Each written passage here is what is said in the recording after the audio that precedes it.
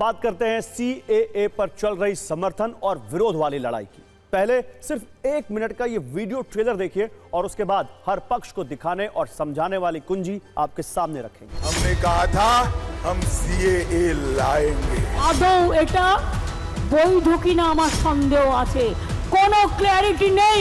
तुष्टीकरण की vote bank की राजनीति के कारण कांग्रेस पार्टी इसका विरोध करती थी। नागरिकता का इतनी इज्जत करेंगे जितने अपने बच्चों की करते हैं। मोदी जी को धन्यवाद है, हम बहुत खुश हुए। सबसे ज्यादा निशाना बनेंगे मुसलमान। सीएए ऐसा कानून है जिसके लागू होने के बाद समर्थन बनाम विरोध वाली बहस हो रही है। जब से नागरिकता संशोधन कानून पर नोटिफिकेशन आया है, इसको लेकर कहीं खुशी है, कहीं गम है। किसी का मन मीठा हो गया तो किसी का मन कड़वा हो गया। कहीं इसके समर्थन और स्वागत में होली मनाई जा रही है तो कहीं विरोध में सीएए की प्रतियां जलाई गई। कोई इस फैसले को लेकर सरकार की सराहना कर रहा है तो कोई सरकार को मुस्लिम विरोधी बता रहा है।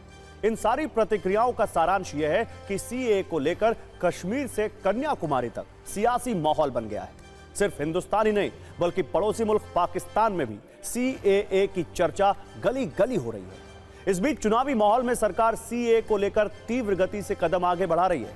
केंद्र ने कल सीएए का नोटिफिकेशन जारी किया था, जिसके बाद यह कानून देश भर में लागू हुआ। वहीं आज सीएए के तहत भारतीय नागरिकता के लिए गृह मंत्रालय ने वेब पोर्टल लॉन्च किया है।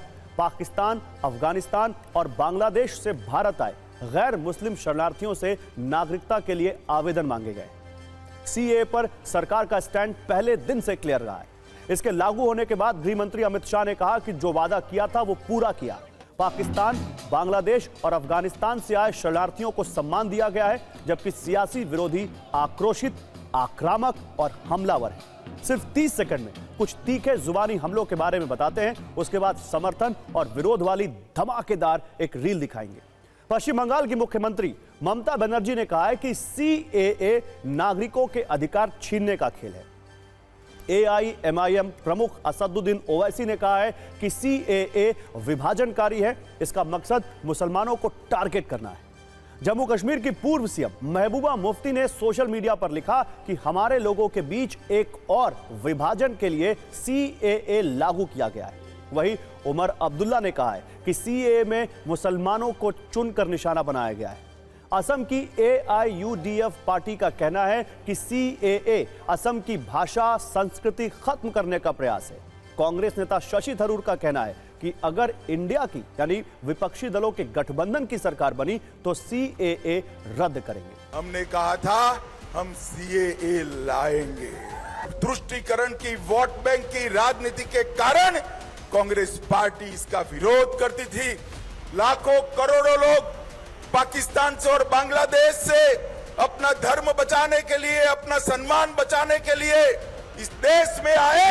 उनको नागरिकता नहीं मिलती थी, अपने ही देश में वो नागरिकता के बगैर अपमानित होते थे। যে কে রুলসটা কালকে কেন্দ্রীয় সরকার ঘোষণা করেছে, আদৌ এটা বৈধ কিনা আমার সন্দেহ আছে, কোনো ক্ল্যারিটি নেই। नरेंद्र मोदी जी जो कॉन्स्टिट्यूशनल सेकुलरिज्म है उसके नेहरू जी से और इंदिरा जी से बड़े नायक हैं, ममता जी से बहुत बड़े नायक हैं। इसलिए उनके कॉन्स्टिट्यूशनल कमिटमेंट, सेकुलरिज्म और कॉन्स्टिट्यूशनल सोच पर के लिए किसी के सर्टिफिकेट की जरूरत नहीं। सीएए एक्ट को सिर्फ आप सीएए से मत देखिए, इसको आपको एनपीआर से और एनआरसी से जोड़कर देखना पड़ेगा। और जब वो होगा तो जाहिर है उसमें सबसे ज्यादा निशाना बनेंगे मुसलमान, दलित, आदिवासी और गरीब लोग। विलंब किया तो चुनाव के बाद क्या दिक्कत थी? धर्म के आधार पर यह तय किया जाएगा कि कौन नागरिक बन सकता है, कौन नहीं बन सकता है। मेरे मत में ये भारतीय संविधान के खिलाफ। सीएए देश के अल्पसंख्यकों के खिलाफ नहीं है, देश के मुस्लिम से इसका कोई लागू नहीं होता। कांग्रेस पार्टी से और क्या कहा जाए भाई, वो तो ऐसे ही सफाया हो रहा है, तो थोड़ा दम धरें। तो सीएए के लागू होने से सबसे ज्यादा खुशी उन शरणार्थियों को है जो पाकिस्तान, बांग्लादेश और अफगानिस्तान से प्रताड़ित होकर देश के अलग अलग हिस्सों में। इंटेलिजेंस ब्यूरो के रिकॉर्ड के अनुसार CAA लागू होने से लगभग 30,000 शरणार्थियों को तत्काल लाभ मिलेगा। इनमें 25,447 हिंदू हैं और 5,000 के करीब सिख हैं। TV9 भारतवर्ष की टीम ने दिल्ली, जयपुर और मुंबई में शरणार्थियों से बात की। दिल्ली में पाकिस्तानी शरणार्थियों ने CAA लागू होने की खुशी में होली मनाई, भारत माता के जयकारे लगाए। उन्होंने कैसे इसका स्वागत किया और केंद्र सरकार को शुक्रिया कहा, ये आप भी देखिए। इस वक्त दिल्ली के मजनू टीला स्थित पाकिस्तानी हिंदू शरणार्थी कैंप में मौजूद हूं और आज यहां पर लोग CAA पर अधिसूचना आने के बाद किस तरह से आज की सुबह को सेलिब्रेट कर रहे हैं, यही तस्वीर हम आपको यहां पर दिखाते हैं। मजनू का टीला शरणार्थी कैंप में जो मंदिर है वहां पर लोग आज भजन कीर्तन कर रहे हैं, पूजा पाठ कर रहे हैं और उनका कहना है कि भगवान की ये कृपा हुई है कि नागरिकता मिली, हम तो बहुत खुश हुए। मोदी जी को धन्यवाद है, हम बहुत खुश हुए। 11 दिसंबर 2019 को जब नागरिकता संशोधन कानून राज्यसभा में पारित हुआ था, उसी दिन दिल्ली के पाकिस्तानी हिंदू शरणार्थी कैंप मजनू टीला में एक बच्ची का जन्म हुआ था, जिस बच्ची का नाम नागरिकता रखा गया था। हमारे को बहुत अच्छा लगा। नागरिकता जब बिल पास हुआ था तो सब लोगों ने बोला नागरिकता मिलने वाली है, तो ये बच्ची जब पैदा होगी थी तो हमने कहा भी नागरिकता मिलेगी क्यों, हम इसी बच्ची को पकड़ ले, भाई ये नागरिकता है। तो हमें नागरिकता का इतनी इज्जत करेंगे जितने अपने बच्चों की करते हैं। पाकिस्तान में जिन्हें काफिर कहा जाता था और भारत में उन्हें पाकिस्तानी कहा जाता था, इस कानून के आने के बाद ये खुशी की लहर, ये आप देख सकते हैं कि यहाँ पर किस तरीके से छोटे छोटे बच्चे हैं और यहाँ मिठाई बांटी जा रही है, आतिशबाजी की जा रही है और आप देख सकते हैं कि यहाँ जो है ढोल नगाड़ों के बीच में खुशी का इजहार इनकी तरफ से किया जा रहा है। के बगैर बहुत बड़ी परेशानी होती थी, ना आईडी होती थी, ना ही कहीं पे काम धंधा कर पाते थे, ना ही बच्चों का एडमिशन होता था। भारत में आकर हमको बहुत खुशी हुई है और ये भारत सरकार ने, बीजेपी सरकार ने जो CAA कानून पास किया है, इससे हमारे बच्चों में परिवर्तन आएगा। ऐसे ही कुछ शरणार्थी है जो लगभग कोई 10 साल से, कोई 20 साल से हिंदुस्तान में रह रहे हैं। तमाम आप देखिए महिलाएं हैं, पुरुष हैं। बहुत बदलाव आएगा हमारे लिए नहीं, हमारे फैमिली के लिए।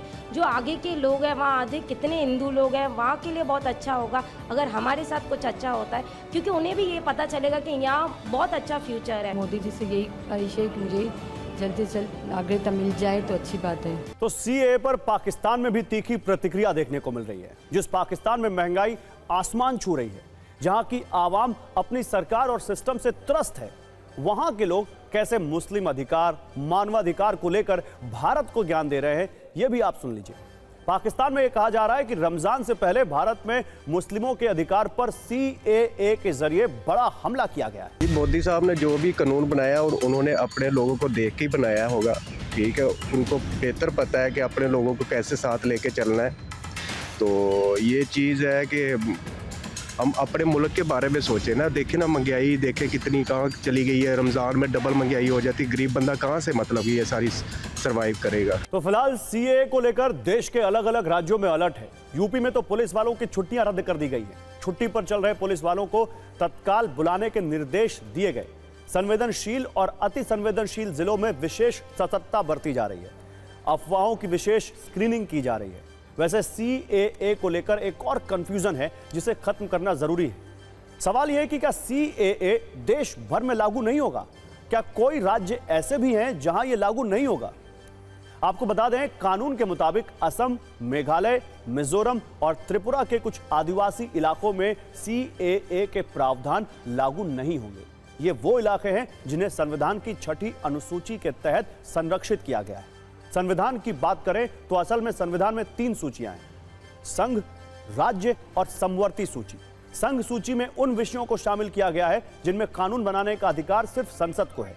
इसमें रक्षा, विदेश मामले, जनगणना, रेल और नागरिकता जैसे 100 विषय शामिल हैं। राज्य सूची में शामिल विषयों पर कानून बनाने का अधिकार सिर्फ राज्य सरकार को है। इसमें कोर्ट, पुलिस, स्वास्थ्य, वन, सड़क, पंचायती राज जैसे 61 विषय हैं। वही समवर्ती सूची में उन विषयों को शामिल किया गया है जिन पर केंद्र और राज्य दोनों कानून बना सकते हैं। अगर केंद्र किसी विषय पर कानून बना लेता है तो राज्य को उसे मानना होगा। इसमें शिक्षा, बिजली, जनसंख्या नियंत्रण, कारखाने जैसे 52 विषय आते हैं। इसका निचोड़ यह है कि केंद्र की सूची में आने वाले विषय से जुड़े फैसलों पर राज्य सरकारों को फैसला लेने का अधिकार नहीं है और नागरिकता संघ सूची में CAA का मामला नागरिकता से जुड़ा है, इसलिए इसे किसी हाईकोर्ट में भी चुनौती नहीं दी जा सकती। जनवरी 2020 में सुप्रीम कोर्ट ने साफ कहा था कि CAA से जुड़ा कोई भी मामला हाईकोर्ट में नहीं सुना जाएगा।